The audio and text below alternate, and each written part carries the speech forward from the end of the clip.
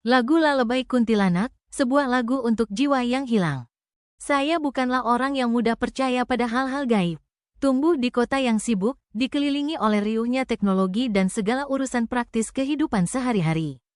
Saya menganggap cerita-cerita hantu dan legenda sebagai ketakutan anak-anak saja. Hal-hal gaib, bagi saya, hanyalah cerita dalam buku-buku folklore dan film horor tengah malam. Semua itu sampai saya pindah ke sebuah desa kecil di Jawa Tengah, Indonesia, untuk memulai babak baru dalam hidup saya sebagai seorang guru di sekolah setempat. Desa itu, yang terletak di antara bukit-bukit tinggi dan hutan lebat, memiliki pesona tersendiri. Udara segar, hijaunya tak berujung, dan orang-orangnya ramah dan menyambut dengan hangat. Jalan-jalan sempit dan belum diaspal, berkelok-kelok melalui ladang padi dan tebu, menuju rumah-rumah yang terlihat seperti telah dibangun selama beberapa generasi. Namun, ada sesuatu yang aneh di tempat ini.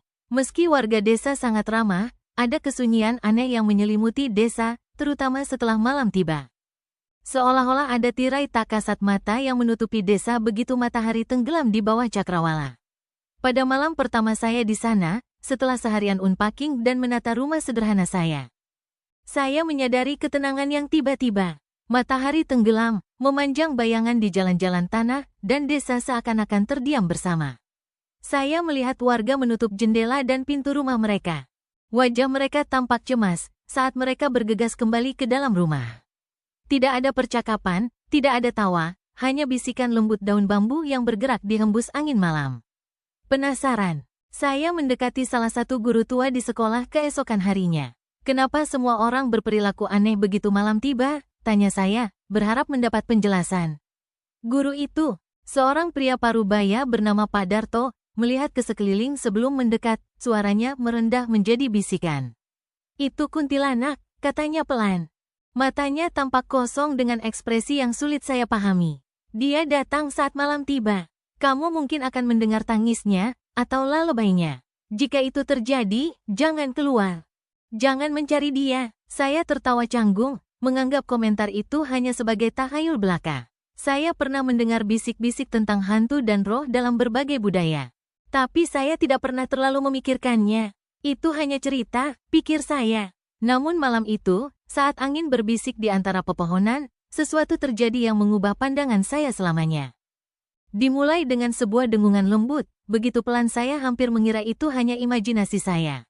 Sebuah lalebay, atau mungkin angin yang berdesir di antara daun, saya tidak bisa memastikan.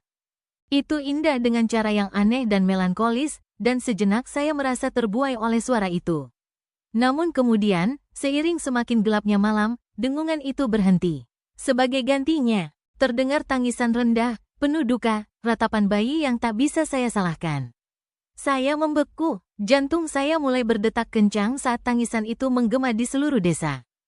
Semakin keras hingga terasa bergetar di udara sekitar saya. Itu suara yang tidak bisa saya abaikan, namun naluri saya berteriak untuk berpaling, untuk kembali masuk ke dalam rumah, mengunci pintu. Dan tetap aman, tetapi saya tidak bisa. Suara itu memanggil saya, menarik saya ke arahnya. Warga desa telah memperingatkan saya, namun di sini saya berdiri, di tengah malam. Bertanya-tanya apa yang sebenarnya ada di luar sana. Saya mengambil senter dan keluar. Udara malam yang dingin menyentuh kulit saya seperti tamparan. Desa itu sangat sunyi, kecuali tangisan bayi yang terdengar jauh dan langkah kaki saya yang menghentak di atas kerikil. Jantung saya berdebar kencang saat saya berjalan menuju hutan. Tertarik oleh melodi yang kini menjadi lalebay yang menakutkan. Hutan itu lebat dan gelap, pohon-pohonnya berdiri seperti penjaga bisu, cabang-cabangnya yang terpelintir menjulur seperti tangan-tangan kerangka. Lalebay itu tampaknya berasal lebih dalam. Menarik saya semakin ke dalam bayangan. Semakin jauh saya melangkah, semakin hipnotis melodi itu, sampai saya merasa seperti dalam sebuah trans. Setiap langkah membawa saya lebih dekat ke sumber suara itu. Lalu, saya melihatnya. Pada awalnya, itu hanya sebuah bentuk, sosok yang berdiri diam di bawah cahaya redup bulan. Dia mengenakan pakaian putih, rambutnya panjang dan gelap, mengalir di punggungnya seperti air terjun tengah malam. Dia sedang mengayunkan sesuatu di tangannya, bergoyang pelan, seolah menidurkannya. Tangisan bayi itu terdengar lagi, namun kali ini lebih tajam, lebih mendesak. Itu terasa nyata, begitu nyata, hingga merayap rasa dingin di tulang punggung saya. Saya melangkah maju, dan seolah merasakan kehadiran saya, sosok itu perlahan-lahan berbalik, memperlihatkan wajahnya. Itu bukan wajah sama sekali, bukan wajah yang saya pahami. Kulitnya pucat dan terkulai terlalu ketat di atas tengkoraknya, matanya bersinar dengan cahaya merah yang tidak alami, seperti dua bola api berwarna darah yang menyala di malam hari. Bibirnya terbelah dalam senyuman yang terpelintir, memperlihatkan gigi yang tajam dan membusuk. Bayi di tangannya menangis lagi, namun saya tidak melihat anak itu, hanya kain pembungkus kosong. Panika mendera saya, dan saya mencoba berteriak, namun tidak ada suara yang keluar dari tenggorokan saya. Udara menjadi dingin, menyesakkan, seolah atmosfernya berubah menjadi es. Saya mencoba bergerak, mencoba lari, tetapi rasanya seperti tanah di bawah saya berubah menjadi kabut. Kaki saya terasa lemas, napas saya tersengal-sengal dan tidak teratur. Kuntilanak, roh wanita yang mati saat melahirkan, hantu pendendam yang berkeliaran di bumi mencari anak yang hilang, mengeluarkan jeritan yang membelah kesunyian hutan. Suaranya begitu keras, begitu mengerikan, hingga saya pikir telinga saya bisa berdarah. Kemudian, semuanya menjadi gelap. Saya terbangun keesokan paginya di tempat tidur, tubuh basah kuyup oleh keringat. Jantung saya masih berdetak kencang seolah baru saja berlari sejauh mungkin. Kenangan malam itu terpecah-pecah, seperti cermin yang pecah, sosok putih itu, tangisan bayi. Perasaan terperangkap dalam mimpi yang tidak bisa saya bangunkan.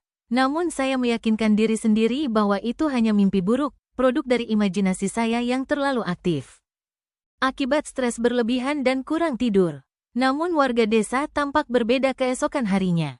Mereka berbicara dalam bisikan, melemparkan pandangan cemas ke arah hutan. Pak Darto, saat saya mendekatinya, hanya mengangguk dengan serius, matanya penuh dengan sesuatu yang tidak bisa saya namakan. Anda mendengarnya, bukan? Tanyanya, suaranya hampir seperti bisikan. Saya mengangguk, tidak bisa menemukan kata-kata. Mereka bilang malam itu adalah terakhir kali siapapun mendengar lalebainya, katanya pelan. Sejak saat itu, hutan menjadi sunyi. Tapi kuntilanak selalu mengawasi, menunggu. Dan jika kamu mendengar tangisnya lagi, mungkin sudah terlambat. Warga desa tidak pernah lagi membicarakannya, tetapi ketakutan itu tetap ada di udara. Di mata mereka, dalam kesunyian malam. Setiap malam, ketika angin berhembus di antara pepohonan, saya hampir bisa mendengar gema lembut dari lalebai itu.